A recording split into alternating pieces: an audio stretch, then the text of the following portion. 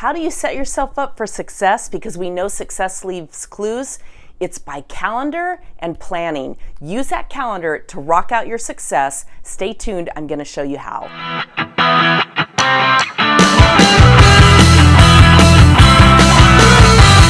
Hey, Wealth Warriors, Jackie Elmer here. Happy Sunday. And as I have been sharing every Sunday for months, weeks and months, Sundays are the day that I do my calendar and success planning, as I like to call it. And once you get super organized and you know exactly what you're doing, it's not going to take you any more than about 15 minutes, 15 to 30 minutes. And as you get it really worked out, probably 15 minutes each Sunday to really plot and plan out your week. So I like to say success leaves clues, and what's on the calendar gets done. And conversely, what's not on the calendar doesn't get done, at least not in my case. I can pretty much assure myself that if it's on my calendar, because I'm very goal and task oriented, it's going to be very important to me to get that box checked off. So that's something that I really work to do. So I wanted to talk to you about how I recommend getting your very first year. Now you may be thinking, my first year, my goodness, I'm just, day to day. But I want to get you set up for success from the beginning. So this is what I want to encourage you to do for your first year. Now, I'm working with 4 different calendars, 5 if you count my Google Calendar. But don't let that overwhelm you. I'm going to show you why. I've said before, I save these little all these calendars that come in the mail from real estate offices and all of that. I save these and I use these, and I still get a lot of them and I love it. But if you don't have these, you can literally print calendar sheets right off of Google. Just type in July 2020 or August 2020 or whatever date that you're looking for, whatever calendar, you can print those right off and use them the same way. So I have 4 calendars. One of them is for my fitness plan, okay, because that's very important to me. So fitness, here's where I track. This is where I've done for July, and this is one of my workouts that I've just put together, one of my 15 to 30 minute workouts that I can do on a regular basis. So I go in and track. I track if I walked that day, number of miles, what type of workout, did I do yoga, did I stretch? I track all of this in here, and then it gives me something that I can use over and over again. So that's my fitness calendar.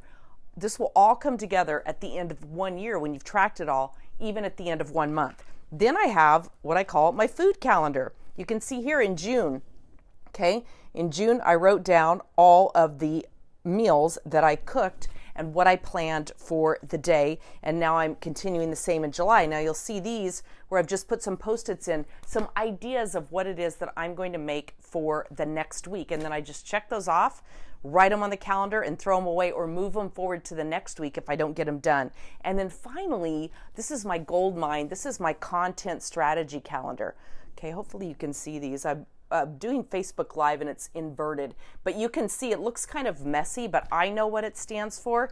It literally is my theme for the month for my content and marketing calendar that I'm going to use on social media, base all my themes, everything that I do on Facebook, LinkedIn, YouTube, live videos, what I talk about in my BNI commercials, everything is on this content calendar, this strategy. So I literally have a rinse and repeat at the end of the month, at the end of the year. I can use this over and over again. Now this is my actual planner that I've talked about before. Okay, my actual planner where I write down what I'm actually working on. These are my appointments and dates that I have to keep. I was just going to show you. This is last week. Okay, so you can see that it's pretty full. Okay, those days are filled in. So it gives me a great resource for coaching and self-accountability. That self-accountability meaning if my business isn't growing the way that I want it to, then I can look back and see why or why not. So it all comes together. All 4 of these calendars come together to create that overall plan that I have for myself. Now, I set some goals each and every week, and I set intentions around what those things are that I want to achieve. I've talked before about my 5 value areas, my 5 F words, and that is faith, family and friends, fun, fitness, and finance. And everything that I do falls under one of those value buckets. So I'm able to look at my calendar and incorporate that. One of the very first things that I do is I get up, I do some yoga stretching just to get my body ready, and then I do some meditating, some visualization work, I do my journaling. That's when I do my thought downloads, okay? So I get that piece of faith That's a big part of my faith part of it. I get that done first thing in the morning. Then I like to do my workout routine. I'm a morning workout person. If I don't have it done by about 10 or 11, it's not going to happen for me. That's just the way my body runs, my brain runs, and that's the way that it is. So I like to get up and get that done first thing. Boom, now I've checked the box for faith, and I've checked the box mostly for fitness of having that accomplished in terms of my health and wellness, my mental health, my well-being, that type thing. Now, of course, my food calendar plays into the fitness side of it as well, because I want to make sure that I'm feeding and fueling my body to become a peak performer, to stay peak performer, if that's what my goal is. So I really dial in on those bucket areas. Now, I use my Google Calendar, okay, that's in my phone. I use that on a regular basis too. I plot in all of my calendaring, including what I need to do to get that content calendar done. Okay, so I do all of this ahead of time. So if you're in the Street Smart Wealth group, which you are, the Street Smart Wealth School, this group, you'll know that every morning I post a motivational, inspirational. I pre-schedule all of that to make good use of my time. Mondays, we talk about thought downloads. Tuesdays are all about some type of training tip, typically social media. I have all that plotted out on my calendar, scheduled into the group.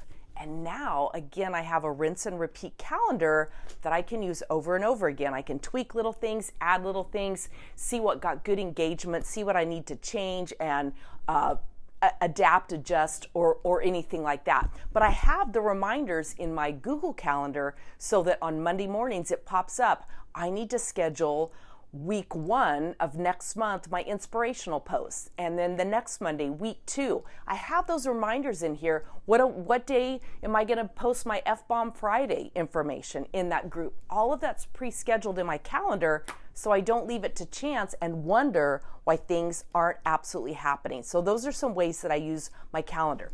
Now, an important thing in that main calendar, what do? There's 3 primary things that we do to move our business forward, right? We meet people, we share with them what it is that we do in case they might be interested or can refer us to somebody who will be, and then we make some type of offer. That offer could be something for them directly or some type of offer to anyone who they might refer. And then the 4th piece is follow up and engage with people. You want to make sure that you're staying out there. You don't want those encounters to be one-shot encounters where you meet somebody one time and then they fall off of your calendar. How are you following up? How are you engaging with people? How are you staying top of mind so you hit that person when the time is right for them to buy from you, join your business if you're in network marketing, or maybe you're in real estate and adding to a team. If you're a coach and you're looking to add clients, how are you staying in touch with those people so that you hit them when the time is right for them to engage with you, to purchase from you, to refer you, to buy your services? It's so important that we do that. We have to understand the timeline of success, because most of the time when we first start that encounter with someone, the timing isn't right for them. We want it to be right for them because it's right for us, but it's not right for them. But if we stay in touch and we stay engaged, we're going to catch them when that time is right. And that calendar helps you remember who to keep in touch with, helps you put that strategy out there, and helps you set it and forget it so that you're not constantly stumbling over, oh my gosh, when was I supposed to do this? Oh, is anything going in my Facebook group? What am I doing out on social media? When was the last time that I was on LinkedIn? When you plan it out, you have that strategy, you have it written down. Again, if you take the time to plan it one time and you write it down on that calendar, now you have something that you can work off over and over again. I have my fitness calendar so that I can just rinse and repeat every week, whether it's a leg workout, it's yoga, it's stretching, is it core, am I doing water aerobics in my pool, how often am I walking, all of that's in there. So I can wake up and say, oh, all right, today I'm gonna do this. Now, I just wanted to share some other ideas with you for how you can build content. One of the books that I just finished reading, Atomic Habits. Habits is what I'm working on for August for my content calendar, so I have information in here.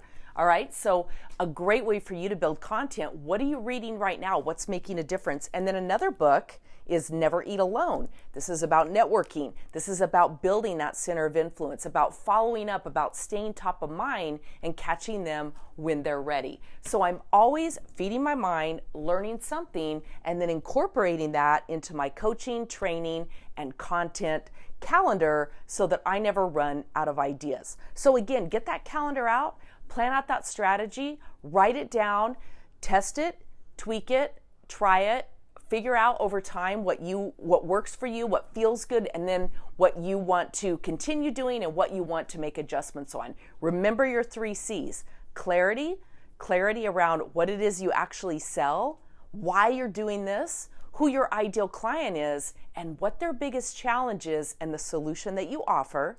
And then of course the commitment. You can very clearly see in my calendar that I have a major commitment to all of you and to my business and to leading my tribe and providing what they need. And then the consistency.